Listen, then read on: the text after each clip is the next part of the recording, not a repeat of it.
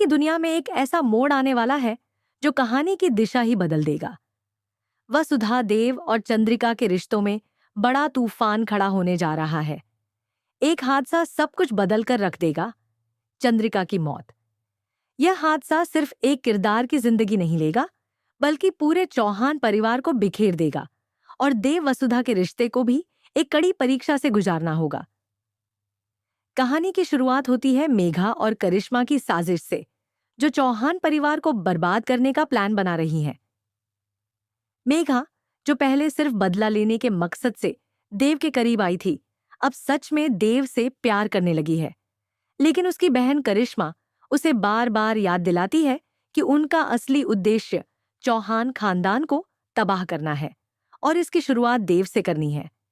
इस बीच वसुधा को मेघा की हरकतों पर शक हो जाता है। उसे न केवल मेघा की नीयत पर संदेह होता है, बल्कि वह यह भी जान जाती है कि मेघा और करिश्मा सगी बहनें हैं।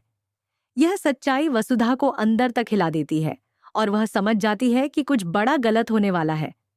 वसुधा को यह भी आभास होता है कि देव की जान खतरे में है। वह यह शादी रोकना चाहती है ताकि चौहान परिवार को किसी बड़े संकट से बचाया जा सके। ऐसे में देव और वसुधा के बीच भावनात्मक बातचीत होती है, जहां देव वसुधा से अपने दिल की बात कहता है। दोनों शादी करने का फैसला लेते हैं, जिससे मेघा और करिश्मा की योजना अधूरी रह जाती है। शादी के बाद कुछ समय तक सब कुछ ठीक चलता है, लेकिन चंद्रिका इस रिश्ते को स्वीकार नहीं कर पाती। वह नहीं चाहती कि वसुधा देव के जीवन में इतनी अहम भूमिका निभाए या चौहान परिवार की सत्ता में उसका दखल हो। इस दौरान देव को एक और चौंकाने वाला सच पता चलता है। कजरी असल में वसुधा ही है। यह जानकर वह बेहद खुश होता है, क्योंकि उसे अपना सच्चा प्यार और साथी मिल गया है। लेकिन यह खुशी ज्यादा देर टिक नहीं पाती, क्योंकि एक खतरनाक हादसे में चंद्रिका की मौत हो जाती है। इस हादसे ने पूरे परिवार को हिला दिया है, लेकिन असली झटका तब लगता है जब चंद्रिका मरने से पहले वसुधा का नाम लेती है। यह सुनकर देव का दिल टूट जाता है और उसके मन में वसुधा को लेकर शक पैदा हो जाता है। अब कहानी एक नई दिशा लेती है। देव वसुधा से सवाल करता है कि क्या उसे इस हादसे की जानकारी थी या क्या वह इसमें शामिल थी। वसुधा खामोश रहती है, जिससे देव को लगता है कि वह दोषी है। वह मानने लगता है कि वसुधा ने चंद्रिका को हटाने की योजना बनाई ताकि वह उसकी जगह ले सके और चौहान परिवार पर अपना राज चला सके। इस आरोप से वसुधा टूट जाती है। जिस प्यार के लिए उसने सब कुछ कुर्बान किया, वही प्यार अब उस पर उंगलियां उठा रहा है।